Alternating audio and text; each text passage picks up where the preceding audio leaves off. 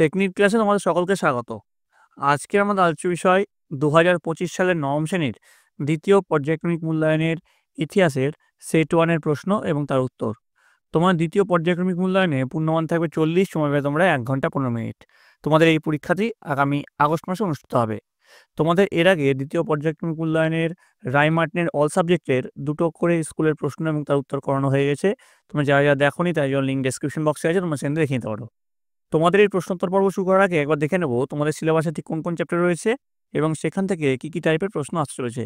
তো দেখে নাও আজকের প্রশ্নোত্তর পর্বটি। তো দেখো তোমাদের যে 40 নম্বর পরীক্ষা হবে সেখানে তোমাদের যে চ্যাপ্টার থাকছে ঊনবিংশ শতকের ইউরোপ, এই চ্যাপ্টার থেকে তোমাদের এমসিকিউ প্রশ্ন থাকবে 3টে, 1 নম্বর প্রশ্ন থাকবে 2টো, 2 নম্বর প্রশ্ন থাকবে 2টো। আচ্ছা, শিল্প বিপ্লব, উপনিবেশবাদ ও সাম্রাজ্যবাদ থেকে 3টে এমসিকিউ, 4টে 1 নম্বর প্রশ্ন, 2টো 2 নম্বর প্রশ্ন। 20 শতকের ইউরোপ, এখান থেকে 2টো এমসিকিউ, 2টো 1 নম্বর প্রশ্ন এবং 2টো 2 নম্বর প্রশ্ন থাকছে। এরপর দেখো 4 নম্বরে যে প্রশ্ন থাকছে বলেছে প্রতিটি অধ্যায় থেকে একটি করে মোট 3টি প্রশ্ন দেওয়া হবে, তার মধ্যে যে কোনো 2টি প্রশ্নের উত্তর তোমাদেরকে করতে হবে। অর্থাৎ এই 3টে চ্যাপ্টার থেকে তোমাদের একটা করে 4 নম্বর প্রশ্ন থাকছে, তার মধ্যে যে কোনো 2টো তোমাদেরকে করতে হবে। আর 8 নম্বরের যে প্রশ্ন সেখানে বলেছে প্রতিটি অধ্যায় থেকে একটি করে মোট 3টি প্রশ্ন দেওয়া হবে, তার মধ্যে যে কোনো একটি করতে হবে। বোঝা গেছে? অর্থাৎ এই 3টে চ্যাপ্টার থেকে কিন্তু একটা করে প্রশ্ন থাকছে, তার মধ্যে যে কোনো তোমাদেরকে একটা প্রশ্নের উত্তর দিতে হবে, সেটা হচ্ছে 8 নম্বরের। এইভাবে তোমাদের 40 নম্বরের মার্কস ডিস্ট্রিবিউশন আছে। সিলেবাসটা আমি এখানে তোমাদের সুবিধার্থে লিখে দিয়েছি শর্ট করে। এবার দেখো বিভাগ ক থেকে কিছু এমসিকিউ প্রশ্ন দেখে নাও। এখানে তোমাদের 8টা প্রশ্নের উত্তর দিতে হবে। এখানে কিন্তু আমি অনেক কটা অপশন দিয়েছি, তোমরা পরীক্ষায় এত কটা অপশন পাবে না। জার্মানির সার অঞ্চলের কয়লা খনিগুলির ওপর ফ্রান্সের কর্তৃত্ব প্রতিষ্ঠিত হয়, কোন অপশনটা হবে? এ দেখো 15 বছরের জন্য, এটা হচ্ছে সঠিক উত্তর। এ হচ্ছে সঠিক উত্তর। বি দেখো আমেরিকা যুক্তরাষ্ট্র প্রথম বিশ্বযুদ্ধকালে মিত্রপক্ষে যোগ দেয়, এটা হচ্ছে ডি 1917 খ্রিস্টাব্দে। সি দেখো 14 দফা নীতি ঘোষণা করেছিলেন এ উড্রো উইলসন। ডি দেখো 1915 খ্রিস্টাব্দে ট্যালেনবার্গের যুদ্ধে পরাজিত হয় কে? D Russia. ই দেখো জার্মানির জোলভেরাইন গড়ে উঠেছিল, দেখো বি 1834 খ্রিস্টাব্দে। এফ দেখো প্রথম বিশ্বযুদ্ধের প্রত্যক্ষ কারণ ছিল, প্রত্যক্ষ যে কারণটা ছিল সেটা হলো সেরাজোভো হত্যাকাণ্ড। এটা কিন্তু তোমাদের পরীক্ষার জন্য খুব ইম্পর্টেন্ট। প্রথম আন্তর্জাতিক শ্রমিক সংঘ কোথায় প্রতিষ্ঠিত হয়? উত্তর হবে বি লন্ডন। এইচ দেখো পুঁজিবাদের সর্বোচ্চ স্তর হলো সাম্রাজ্যবাদ, এই কথা কে বলেছিলেন? এটা বলেছিলেন VI লেনিন। আই দেখো লম্বিয়ার্সের চুক্তি স্বাক্ষরিত হয়, দেখো সি 1858 খ্রিস্টাব্দে। যে দেখো ফ্র্যাঙ্কফোর্টের সন্ধি কাদের মধ্যে সম্পাদিত হয়? উত্তর হচ্ছে ডি ফ্রান্স ও জার্মানির মধ্যে। কে জুলাই বিপ্লবের পর ফ্রান্সের সিংহাসনে বসেন কে? উত্তর হচ্ছে সি লুই ফিলিপ। এবার চলে আসছে বিভাগ খ। এখানে 1 নম্বরের যে প্রশ্নগুলো আছে, এখানে 8টা প্রশ্নের উত্তর দিতে হবে। একটি বাক্যে উত্তর দাও। কার্লসবার্গ ডিগ্রি কে জারি করেন? উত্তর হচ্ছে মেটারনিচ।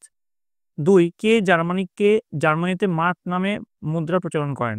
উত্তর হবে অটো ফন বিসমার্ক মার্ক নামে মুদ্রা ব্যবস্থা প্রচলন করেন।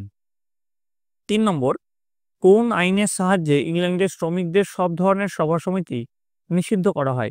উত্তর হচ্ছে হেবিয়াস কর্পাস আইনের সাহায্যে ইংল্যান্ডের শ্রমিকদের সব ধরনের সভা সমিতি নিষিদ্ধ করা হয়। সুয়েজ খাল কেন খনন করা হয়েছিল? উত্তর লিখবে শিল্প বিপ্লবের একটি বিশেষ দিক ছিল যোগাযোগ ব্যবস্থার উন্নয়ন। ইউরোপ ও এশিয়া মহাদেশের মধ্যে দ্রুত যোগাযোগের জন্য ভূমধ্য সাগর ও লোহিত সাগরকে যুক্ত করে সুয়েজ খাল খনন করা হয়েছিল। এবার দেখো 5 নম্বর কোন দেশ চীনে উন্মুক্ত দ্বার নীতির প্রস্তাব করে? উত্তর হবে মার্কিন যুক্তরাষ্ট্র। 6 নম্বর দেখো মেটো কি? উত্তর লিখবে শিল্প ব্যবস্থায় কালো বর্ণের মানুষদের ফ্যাক্টরির মধ্যে যে আলাদা বসতি ছিল তা মেটো নামে পরিচিত। 6 নম্বর কোন জার্মান অর্থনীতিবিদের উদ্যোগে জোলভেরাইল প্রতিষ্ঠিত হয়? উত্তর লিখবে জার্মান অর্থনীতিবিদ ম্যাজেনের উদ্যোগে জোলভেরাইল প্রতিষ্ঠিত হয়। 7 নম্বর দেখো ইয়ং ইটালি সংগঠনের সদস্যরা কি পোশাক পরত?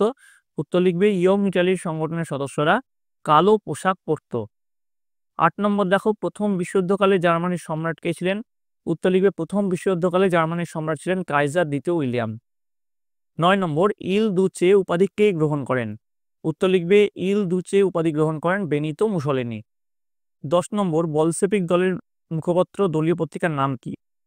এর উত্তর লিখবে বলশেভিক দলের মুখপত্রের নাম ছিল প্রাভদা, অর্থাৎ মুখপত্র মানেই তো দলীয় পত্রিকা। 3 নম্বর দেখো, নিম্নলিখিত প্রশ্নগুলির 2-3টি বাক্যে উত্তর দাও, যে কোনো 4টি তোমাদেরকে করতে হবে, প্রতিটি প্রশ্নের মান আছে 2 করে। দেখো প্রথম যে প্রশ্ন আছে, রিসর্জিমেন্টো কি? উত্তর লিখবে রিসর্জিমেন্টো কথাটির বাংলা প্রতিশব্দ হলো পুনর্জন্ম, অর্থাৎ পুনর্জাগরণ। 19 শতকের প্রথম ভাগে ইতালিতে যে জাতীয় ঐক্য আন্দোলনের সূচনা হয় তাকে সার্বিকভাবে রিসর্জিমেন্টো বলা হয়। এর লক্ষ্য ছিল বিদেশি শাসনের উচ্ছেদ করে ইতালিকে ঐক্যবদ্ধ করা ও ইতালির হিত মর্যাদা পুনরুদ্ধার করা। জোল ভেরাইন কাকে বলে? উত্তর লিখবে অর্থনীতিবিদ ম্যাজেনের উদ্যোগে এবং প্রাসিয়ান নেতৃত্বে গড়ে ওঠা জার্মান রাষ্ট্রগুলির শুল্ক সমবায়কে বলা হয় জোল ভেরাইন। জোল ভেরাইন প্রতিষ্ঠার উদ্দেশ্যগুলি হলো সদস্য রাষ্ট্রগুলির মধ্যে আন্তঃশুল্ক বিলুপ্ত করা, অবাধ বাণিজ্য প্রবর্তন করে অর্থনীতির উন্নতি ঘটানো, জার্মান রাজ্যগুলির বাণিজ্যিক বাধা দূর করে বাণিজ্যিক প্রসার ঘটানো এবং গোটা জার্মান ভূখণ্ডে এক শুল্ক নীতি প্রবর্তন করে জার্মানিকে অর্থনৈতিকভাবে ঐক্যবদ্ধ করা। 3 নম্বর দেখো, ফ্যাক্টরি প্রথা বলতে কি বোঝো? উত্তর লিখবে শিল্প বিপ্লবের সুবাদে ফ্যাক্টরি প্রথা উদ্ভব ঘটে। উদ্যোগপতি বা শিল্পপতি যখন কুটির শিল্পভিত্তিক উৎপাদন প্রক্রিয়ার সমগ্র অংশকে এক ছাদের নিচে উপস্থাপিত করে এবং মজুরির বিনিময়ে শ্রমিক নিয়োগ করে যন্ত্রপাতির সাহায্যে বৃহদায়তন উৎপাদনের ব্যবস্থা করে, তখন তা ফ্যাক্টরি প্রথা নামে পরিচিত। ফ্যাক্টরি প্রথার একটি বিশেষ বৈশিষ্ট্য হলো শ্রম বিভাজন প্রথা। এবার দেখো 4 নম্বর, শিল্প বিপ্লবের সময় ইংল্যান্ডকে বিশেষ কারখানা কেন বলা হতো? উত্তর লিখবে ইংল্যান্ড নতুন নতুন কারখানায় উৎপাদিত দ্রব্য সামগ্রী বিশ্বের বাজারে পৌঁছে দিয়েছিল। শিল্প বিপ্লবের সময় ইংল্যান্ডকে বিশ্বের কলকারখানা বলা হতো কারণ কারণটা দেখো, প্রথম যে পয়েন্ট সেটা হচ্ছে ইংল্যান্ডেরই প্রথম শিল্প বিপ্লব ঘটেছিল। ইংল্যান্ডের বস্ত্রবায়ন শিল্প সমগ্র বিশ্বে আলোড়ন সৃষ্টি করেছিল। ইংল্যান্ডের তৈরি জিনিসপত্র বিশ্ব বাণিজ্যের ক্ষেত্রে আধিপত্য বিস্তার করেছিল। পরের প্রশ্ন, সেরাজেভো হত্যাকাণ্ড কি? উত্তর লিখবে 1914 খ্রিস্টাব্দে অস্ট্রিয়ার যুবরাজ ফার্দিনান্দ ও তার পত্নী সোফিয়া বসনিয়া প্রদেশের সেরাজেভো নগরে বেড়াতে যান। সেখানে গ্যাব্রিলো প্রিন্সেপ নামক এক আততায়ীর তার সেই নগরে বেড়াতে যান। সেখানে সেই আততায়ীর দ্বারা অস্ট্রিয়ার যুবরাজ পত্নী সহ নিহত হন। এইখানে কিছু প্রিন্টিং মিস্টেক আছে, একটু ঠিক করে নিও। সেরাজেভোর এই ঘটনার অজুহাতে অস্ট্রিয়া সার্বিয়াকে আক্রমণ করলে প্রথম বিশ্বযুদ্ধের সূচনা হয়, অর্থাৎ সেরাজেভো হত্যাকাণ্ড ছিল প্রথম বিশ্বযুদ্ধের প্রত্যক্ষ কারণ। 6 নম্বর, হুবার মোরাটোরিয়াম বলতে কি বোঝো? উত্তর লিখবে 1929 খ্রিস্টাব্দে মার্কিন যুক্তরাষ্ট্র ও ইউরোপে অর্থনৈতিক মহামন্দার প্রেক্ষাপটে মার্কিন যুক্তরাষ্ট্রের প্রেসিডেন্ট হুবার ঘোষণা করেন যে প্রথম বিশ্বযুদ্ধকালীন যুদ্ধ ঋণ ও অন্যান্য ঋণ বাবদ মার্কিন যুক্তরাষ্ট্রকে প্রদেয় অর্থ আগামী 1 বছরে পরিশোধ করতে হবে না। এই ঘোষণা হুবার মোরাটোরিয়াম নামে পরিচিত। 4 নম্বর দেখো, নিম্নলিখিত প্রশ্নগুলি 7-8টি বাক্যে উত্তর দাও, যে কোনো 2টি প্রশ্ন উত্তর দিতে হবে, প্রতিটি প্রশ্নের মান হচ্ছে 4। টিকা লেখো ভিয়েনা সম্মেলন 1815 খ্রিস্টাব্দে যেটা হয়েছিল। এর উত্তরে তোমরা লিখবে নেপোলিয়নের চূড়ান্ত পরাজয়ের পর অস্ট্রিয়ার রাজধানী ভিয়েনায় 1815 খ্রিস্টাব্দে অনুষ্ঠিত ভিয়েনা সম্মেলন নামে পরিচিত, যা ইউরোপের ইতিহাসে এক নতুন অধ্যায়ের সূচনা করে। পটভূমি প্রথম পয়েন্ট দিয়ে লিখবে ইউরোপের সব দেশের রাষ্ট্রপ্রধান এই সম্মেলনে উপস্থিত থাকলেও নেপোলিয়নের পতনের বিশিষ্ট ভূমিকা গ্রহণকারী 4টি রাষ্ট্র অস্ট্রিয়া, প্রাসিয়া, রাশিয়া, ইংল্যান্ড, অর্থাৎ এই বিগ 4 এই সম্মেলনের প্রধান ভূমিকা পালন করে। এই সম্মেলনের প্রধান ব্যক্তিদের মধ্যে ছিলেন অস্ট্রেলিয়ার প্রধানমন্ত্রী মেটারনিখ, রাশিয়ার জার প্রথম ব্যক্তিদের মধ্যে ছিলেন অস্ট্রিয়ার প্রধানমন্ত্রী।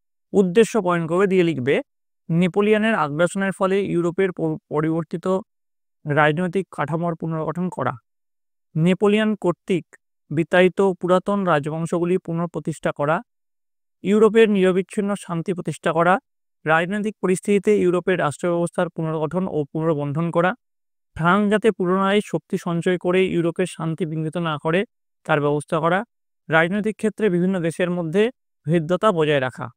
নীতিসমূহ নিজেদের স্বার্থের কথা বিবেচনা করে এবং শক্তি সাম্যের দিকে লক্ষ্য রেখে এই সম্মেলনে মূলত 3টি নীতি অনুসরণ করা হয়।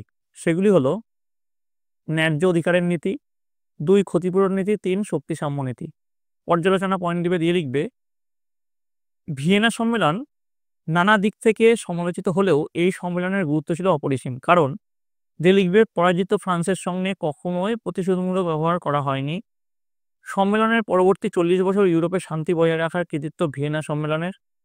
ঐতিহাসিক ডেভিড থমসনের মতে নানা ত্রুটি সত্ত্বেও সার্বিকভাবে ভিয়েনা সম্মেলন ছিল একটি যুক্তিগ্রাহ্য ও কূটনৈতিক জ্ঞানসম্পন্ন বন্দোবস্ত। 2 নম্বর যে প্রশ্ন আছে সেটা দেখে নাও। যোগাযোগ ব্যবস্থার উন্নয়নের সঙ্গে ইংল্যান্ডের শিল্প বিপ্লবের সম্পর্ক বিশ্লেষণ করো। উত্তর লিখবে যোগাযোগ ব্যবস্থার উল্লেখযোগ্য দিক হলো খাল খনন, রাস্তাঘাট ও বন্দরের উন্নয়ন, রেল ব্যবস্থার প্রবর্তন ও প্রসার এবং টেলিগ্রাফ ব্যবস্থার প্রবর্তন। দিয়ে প্রথম পয়েন্ট দেবে খাল নির্মাণ ও প্রসার। দিয়ে লিখবে 18 শতকে ইংল্যান্ডে ও ফ্রান্সে শিল্প কেন্দ্রের সঙ্গে বাণিজ্য কেন্দ্র এবং খনিজ উৎপাদন কেন্দ্রের মধ্যে যথাক্রমে রেল ও খাল খননের মাধ্যমে যোগাযোগ ব্যবস্থাকে উন্নত করার কাজ শুরু হয়েছিল। বিশ্ব অর্থনীতিতে এরকম একটি পরিকল্পনা ছিল সুয়েজ খাল খনন। সুয়েজ খালটি বর্তমানে 101 মাইল লম্বা, 32 ফুট গভীর ও 144 ফুট চওড়া। স্বাভাবিকভাবে এই কৃত্রিম জলপথ ছিল বিশ্ব বাণিজ্য ও শিল্প বিপ্লবের প্রসারে খুব গুরুত্বপূর্ণ। দিয়ে পয়েন্ট নেবে গুরুত্ব। দিয়ে লিখবে ভূমধ্যসাগর ও লোহিত সাগরের মধ্যে যোগ সাধনকারী এক নতুন জলপথ তৈরি হয়।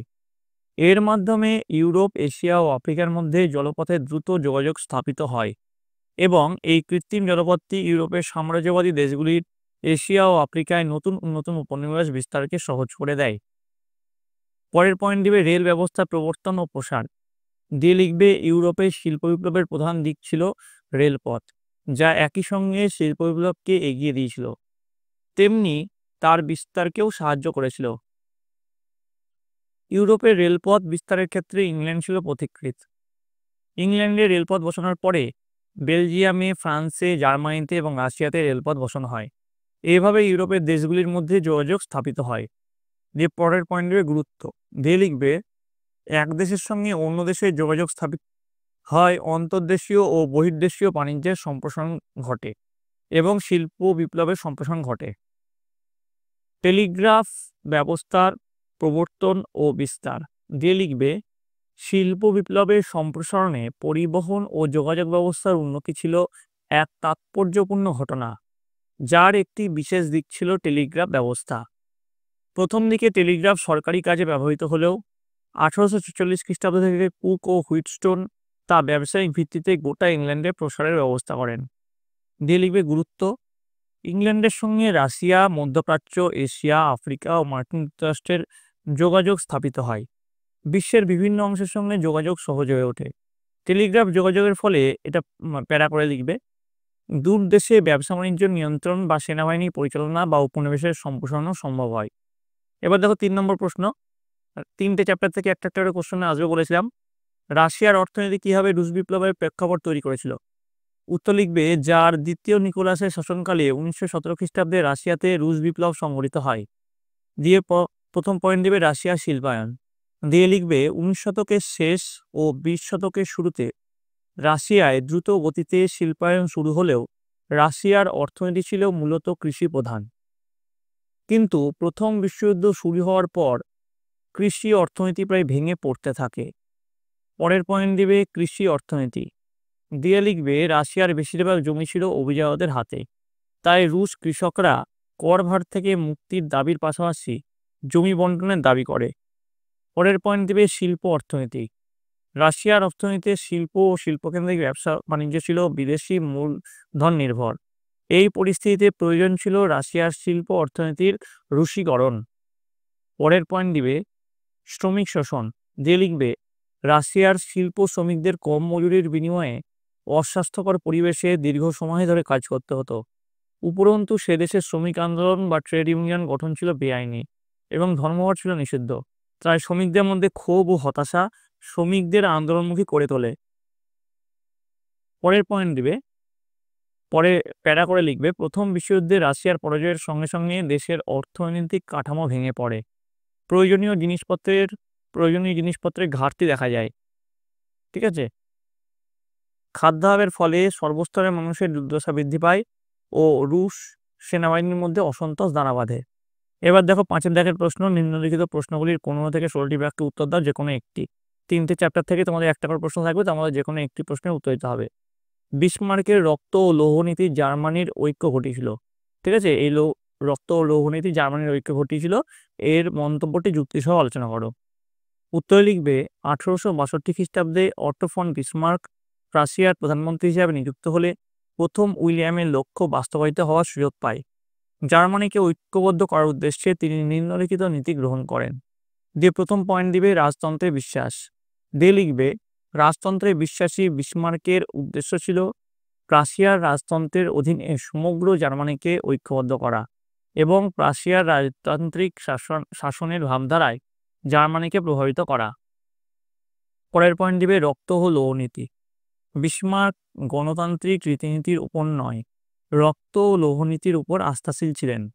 তিনি প্রাশিয়ার আইনসভায় ঘোষণা করেন যে বিতর্ক ভোটের দ্বারা নয়, রক্ত ও লৌহনীতির মাধ্যমেই জার্মানির সমস্যার সমাধান হবে। 3 নম্বর সামরিক শক্তিতে আস্থা। দিয়ে লিখবে বিসমার্ক উপলব্ধি করেন যে একমাত্র সামরিক শক্তির জোরেই জার্মানির ঐক্য প্রতিষ্ঠা করা সম্ভব। এই জন্য তিনি প্রতিনিধি সভার মত অগ্রাহ্য করে প্রাশিয়ার সামরিক শক্তি বাড়ানোর উদ্যোগ নেন এবং 3টি গুরুত্বপূর্ণ যুদ্ধের মাধ্যমে সমগ্র জার্মানিকে ঐক্যবদ্ধ করেন। এই যুদ্ধগুলি কি? যুদ্ধগুলি হলো ডেনমার্কের সঙ্গে যুদ্ধ, অস্ট্রিয়ার সঙ্গে যুদ্ধ, ফ্রান্সের সঙ্গে যুদ্ধ। প্রথম পয়েন্ট দিবে ডেনমার্কের সঙ্গে যুদ্ধ।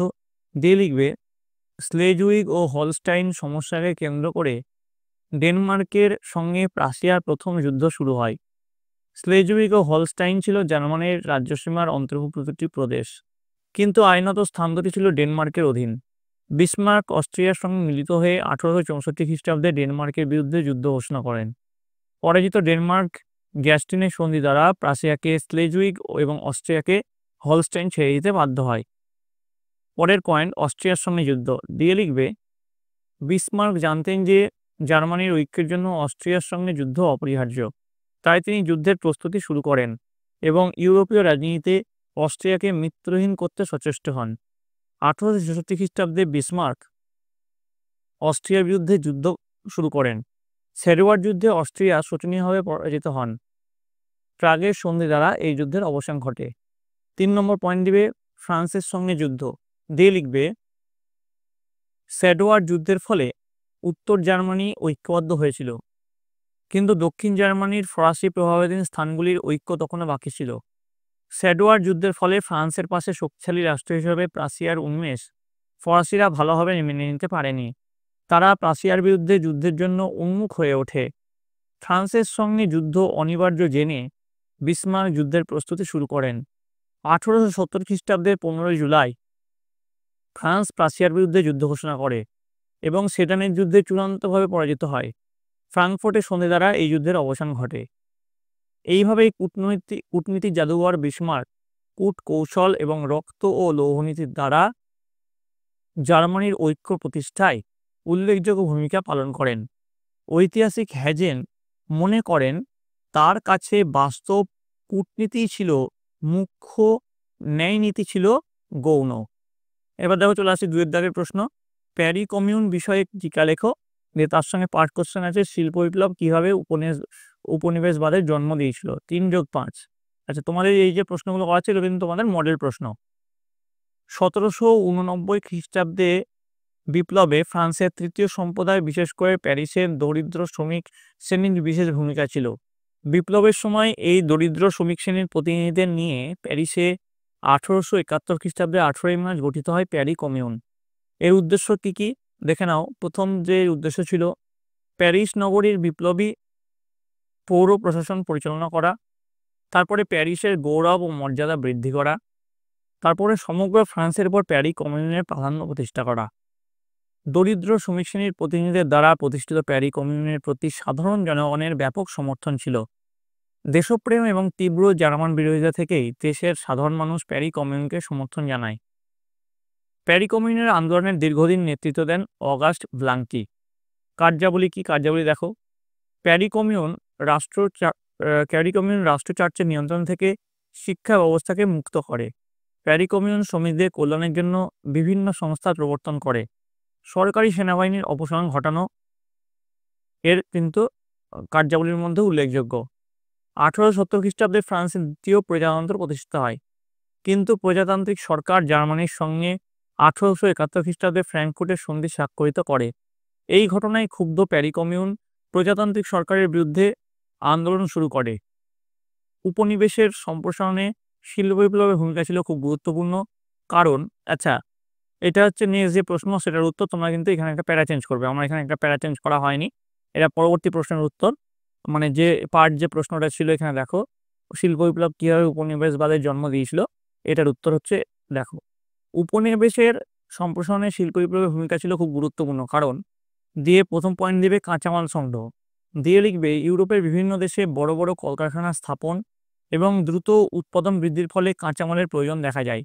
এশিয়া ও আফ্রিকাতে উপনিবেশ স্থাপনের ফলে শিল্পের প্রয়োজনীয় কাঁচামাল সংগ্রহ করা সম্ভব হয়েছিল। পরের পয়েন্ট দিয়ে বাজার দখল, দিয়ে লিখবে ইউরোপের প্রত্যেক দেশের সংরক্ষণ নীতির ফলে ইউরোপের ভূখণ্ডে শিল্পজাত বাজার সংকুচিত হয়ে পড়ে। তাই নিজেদের দেশে শিল্পজাত পণ্য বিক্রয়ের জন্য ইউরোপের দেশগুলি বৃহত্তর বাজার খুঁজতে শুরু করে। পরের পয়েন্টে বেকারত্ব, দিয়ে লিখবে শিল্প বিপ্লবের সঙ্গে কুটির শিল্পগুলি নষ্ট হওয়া এবং কৃষিকার্য ক্ষতিগ্রস্ত হয়, ফলে খাদ্য সংকট ও বেকারত্বের চাপ বাইরের দেশে উপনিবেশ স্থাপনের প্রেক্ষাপট রচনা করেছিল। পরের পয়েন্ট দেবে বিনিয়োগ, দিয়ে লিখবে শিল্প বিপ্লবের ফলে পুঁজিপতিদের অর্থনৈতিক শোষণ তীব্রতর হয় এবং তাদের মূলধন ক্রমশ বাড়তে থাকে। এই মূলধন বিনিয়োগ করে পুনরায় মুনাফা অর্জনের জন্য নতুন উপনিবেশ বিস্তারের প্রয়োজন হয়। পরের পয়েন্টে পুঁজিবাদী গোষ্ঠীর চাপ, দিয়ে লিখবে শিল্পোন্নত দেশগুলিতে পুঁজিবাদী গোষ্ঠী নিজ নিজ দেশের সরকারকে উপনিবেশ দখলের জন্য চাপ দিতে থাকে। এর পরিণতি হিসেবে জন্ম হয় বিভিন্ন উপনিবেশের। উপনিবেশের সম্প্রসারণে শিল্প বিপ্লবের একমাত্র কারণ ছিল না, জাতীয় আশা আকাঙ্ক্ষা ও মর্যাদা প্রতিষ্ঠা এবং খ্রিস্টধর্ম প্রচারই ছিল উপনিবেশ বিস্তারের অন্যতম উদ্দেশ্য।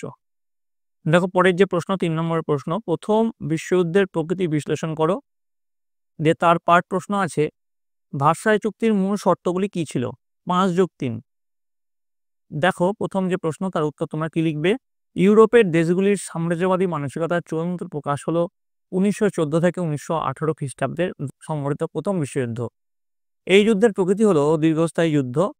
এই যুদ্ধের সময়কাল ছিল 4 বছর 3 মাস ও এটি ছিল ইতিহাসের প্রথম সর্বাত্মক যুদ্ধ। ব্যাপ্তি, এই যুদ্ধে পৃথিবীর প্রায় সব দেশই প্রত্যক্ষ বা পরোক্ষভাবে অংশগ্রহণ করে। স্থল, জল, আকাশে এই যুদ্ধ বিস্তার লাভ করে। ইউরোপের সীমা অতিক্রম করে সুদূর প্রাচ্য ও মধ্যপ্রাচ্যে তা ছড়িয়ে পড়ে। পরের পয়েন্ট দেবে ধ্বংসাত্মক, বিজ্ঞান ও প্রযুক্তিকে কাজে লাগিয়ে এই নানা প্রকার ধ্বংসাত্মক অস্ত্র যেমন ডুবোজাহাজ, ট্যাঙ্ক, ভারী কামান, উড়োজাহাজ ব্যবহৃত হয়। মৃত্যু, এই যুদ্ধে 6 কোটি সেনা অংশ নেয় এবং 1,60,00,000 সেনার মৃত্যু হয়। এছাড়াও প্রচুর সংখ্যক অসামরিক মানুষও মারা যায় এবং অনেকে আহত হয়। রণাঙ্গন, প্রথম বিশ্বযুদ্ধ 2টি রণাঙ্গনে পরিচালিত হয়। পশ্চিম রণাঙ্গনে জার্মানির পশ্চিম সীমান্তে ফ্রান্স ও বেলজিয়াম অঞ্চলে যুদ্ধ চলে। শেষ পর্যন্ত জার্মানি পরাজিত হয় এবং পূর্ব রণাঙ্গনে জার্মানির সঙ্গে রাশিয়ার যুদ্ধ হয়। ব্রেস্ট লিটোভস্কের সন্ধির দ্বারা পূর্ব রণাঙ্গনের যুদ্ধের সমাপ্তি হয়। পরের পয়েন্ট দেবে জাতীয় চেতনা, দিয়ে লিখবে প্রথম বিশ্বযুদ্ধে অংশগ্রহণকারী দেশগুলিতে জাতীয় চেতনার অভূতপূর্ব জাগরণ ঘটে। দলমত নির্বিশেষে সমাজের সকল স্তরের মানুষ নিজ নিজ দেশের সরকারকে সমর্থন জানায়। সমাপ্তি, দিয়ে লিখবে 1918 খ্রিস্টাব্দের 11ই নভেম্বর প্রথম বিশ্বযুদ্ধের সমাপ্তি ঘটে। এবার দেখো পরের যে পার্ট যে কোশ্চেন ছিল, ভার্সাই চুক্তির মূল শর্তগুলি কি ছিল, যার মান ছিল 3। তো এর উত্তর তোমরা কি লিখবে? দেখো ভার্সাই চুক্তির মূল শর্তগুলি হলো, দিয়ে লিখবে ফ্রান্সকে আলসাস ও লোরেন ফিরিয়ে দিতে হবে, বেলজিয়ামকে মারসল্টে, ইউপেন ও মেলমেডি দিতে বাধ্য করতে হবে, ডেনমার্ককে উত্তর স্লেজুই ছেড়ে দিতে হবে, পোল্যান্ডকে পোশেন এবং অধিকাংশ পশ্চিম অঞ্চল এবং পশ্চিম প্রাশিয়া ছেড়ে দিতে হবে, লিথুয়ানিয়াকে সেমেল বন্দরটি ছেড়ে দিতে হবে, জার্মানির ডানজিগকে উন্মুক্ত বন্দর বলে ঘোষণা করতে হবে। তো এই ছিল তোমাদের নবম শ্রেণীর দ্বিতীয় পর্যায়ক্রমিক মূল্যায়নের ইতিহাসের সাজেশন, প্রশ্ন এবং তার উত্তর। তোমাদের যদি আরও 1 সেট প্রশ্ন এবং উত্তর দরকার হয় চ্যাপ্টার ওয়াইজ, আমাকে অবশ্যই কমেন্ট করে জানাবে, আমি তোমার জন্য চ্যাপ্টার ওয়াইজ প্রশ্ন এবং উত্তর নিয়ে চলে আসবো। তোমাদের যদি এই ভিডিওটা ভালো লেগে থাকে অবশ্যই একটু লাইক করবে, বন্ধুদের কাছে অনেক অনেক শেয়ার করবে। আমি বলছি যে এই প্রশ্নের উত্তরগুলো করেই যে তোমরা পরীক্ষায় 100% কমন পাবে সেরকম কিছু ব্যাপার নয়। তোমরা তোমাদের বইয়ের চ্যাপ্টারগুলি খুঁটিয়ে পড়ো এবং এই প্রশ্নের উত্তরগুলি প্র্যাকটিস করো। আর যদি তোমাদের অন্য সেট দরকার হয় সেটাও কমেন্টে জানাও। সেইগুলো তোমরা যদি করো তাহলে অবশ্যই তোমরা পরীক্ষায় 100% সাফল্য পাবে। তোমাদের পরীক্ষা আসতে বেশি দেরি নেই। তোমরা সকলে ভালো করে পড়াশোনা করো। তোমরা সকলে ভালো থাকবে। তোমরা সকলে সুস্থ থাকবে।